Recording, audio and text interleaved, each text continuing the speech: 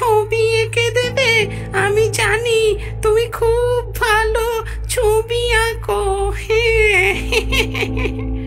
ও বাবা, এ খবর আবার তুমি কোথার থেকে পেলে? শুনেছি গো, শুনেছি। আমার একটা ছবি এঁকে দেবে তো? আচ্ছা ঠিক আছে, দেব। আমার কুড়ে ঘর ওই ওই যে বনের ওই ধারে, দেখো দূরে একটা তাল গাছ আছে, তার পাশে।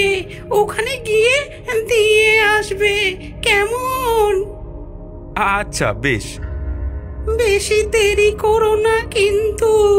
আমি ঘরে না থাকলেও আমার নাতি বাতাসের কাছে দিয়ে দিও। দুদিনের ভেতর দিও কিন্তু। অশোক অবাক হয়ে বলল, কিসের এত তাড়া? আচ্ছা বেশ, তাই হবে। এখন চলি বুড়িমা, অনেক দেরি হয়ে গেল। পরের দিন কারখানা বন্ধ ছিল। অশোক সুন্দর করে বুড়ির একটা ছবি এঁকে বুড়ির কথা মতো আমবনের ওপারে সেই তাল গাছের পাশে কুড়েঘরটার কাছে গিয়ে, বুড়িমা, ও বুড়িমা, বুড়িমা বলে ডাকতে লাগলো। একজন ওখান দিয়েই যাচ্ছিল। সে বলল, বুড়িমাকে ডাকছো? সে তো মরে গেছে কয়েকদিন আগে। কি, বুড়িমা মারা গেছে? সে কি, কালকে যে আমাকে ছবি এঁকে আনতে বলল। কি, বুড়িমা ছবি এঁকে আনতে বলেছে? হ্যাঁ বলেছে তো। যে বুড়িমা আম বিক্রি করে, আমি তাকে খুঁজছি। এটা তারই বাড়ি তো।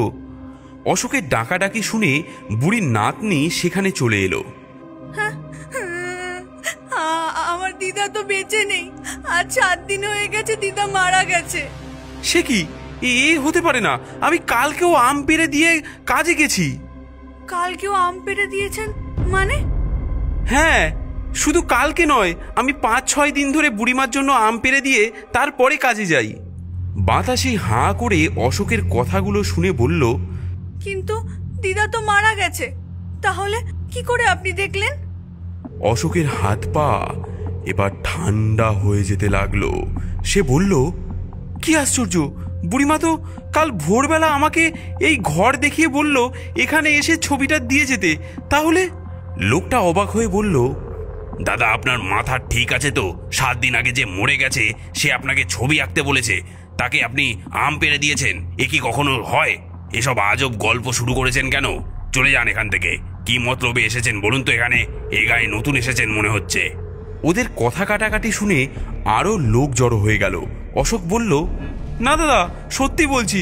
শুধু ছবি আঁকার কথা বলেনি, নাতনির কথাও বলেছে। আমি তো ওনাকে কারখানায় কাজে যাওয়ার সময় ঝুড়ি ভর্তি আম পেড়ে দিয়ে যাই, সত্যি বলছি। আচ্ছা আচ্ছা, বিশ্বাস না হলে এই দেখুন।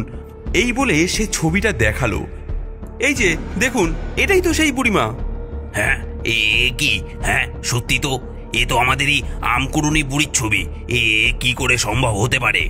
তাহলে দেখছেন তো, আমি মিথ্যা বলছি না, বুড়িমা আমায় দেখা দিয়েছে। হ্যাঁ, বুড়ি মরে গেছে, কিন্তু ওর আত্মাটা ঘুরছে। আপনি রোজ ওর প্রেতাত্মাকেই দেখেছেন।